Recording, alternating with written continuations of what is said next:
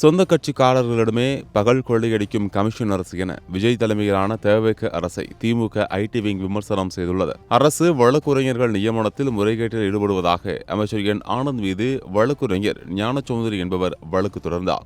ஓர் அரசு வழக்குரைஞர் நியமனத்திற்கு ரூபாய் 5 லட்சம் முதல் 30 லட்சம் வரையில் லஞ்சமாக பெற்றுக்கொண்டு பல்வேறு அரசியல் கட்சிகளின் வழக்குரைஞர்கள் அரசு வழக்குரைஞர்களாக நியமிக்கப்படுவதாகவும் அமைச்சரும் தேவேக பொதுச் செயலாளருமான என் ஆனந்த் பரிந்துரைகள் தேவேக மாவட்ட செயலாளர் மோகன்ராஜ், மாவட்ட ஆட்சியர் கூட்டு சேர்ந்து வழக்குரைஞர் நியமனம் நடத்துவதாகவும் ஞானசௌந்தரி புகார் மனுவில் கூறியுள்ளார்.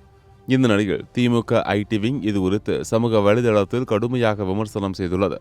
அதில் அரசு வழக்கறிஞர் பதவிகளுக்கு 5 லட்சம் முதல் 30 லட்சம் ரூபாய் வரை பகிரங்கமாக லஞ்சம் வாங்கிக் கொண்டு சந்தையில் காய்கறி விற்பது போல அரசு பதவிகளை ஏலமிடுவது வேறு யாருமல்ல, தேவேகவின் தலைவருக்கு அடுத்த இடத்தில் இருக்கும் பொதுச் செயலாளரான அமைச்சர் ஆனந்தும் மாவட்ட செயலாளர்களும் தானாம். இதை சொல்வது எதிர்க்கட்சிகள் அல்ல, சொந்த தேவேக கட்சியின் வழக்கறிஞர் அணி நிர்வாகியே உயர்நீதிமன்றத்தில் மனு தாக்கல் செய்து முகத்திரையை கிழித்துள்ளார். மேடையில் மட்டும் தூய சக்தி நாடகம், ஆனால் திரைக்கு பின்னால் கட்சியின் பொதுச் செயலாளர் தொடங்கி மாவட்ட செயலாளர்கள் வரை அத்தனை பேரையும் கமிஷன் ஏஜென்ட்டுகளாக மாற்றி லட்சக்கணக்கில் பதவி பேரும் அரசு பதவிக்காக தன் சொந்த கட்சிக்காரர்களிடமே இரக்கமில்லாமல் லஞ்சம் பிடுங்கும் இந்த பித்தலாட்ட கும்பல் எந்த பின்புலமும் இல்லாத சாதாரண பொதுமக்களிடம் ஒரு வேளைக்கு இவ்வளவு கமிஷன் கேட்பார்கள் என்று சரமாரியாக கேள்விகளை எழுப்பியுள்ளது.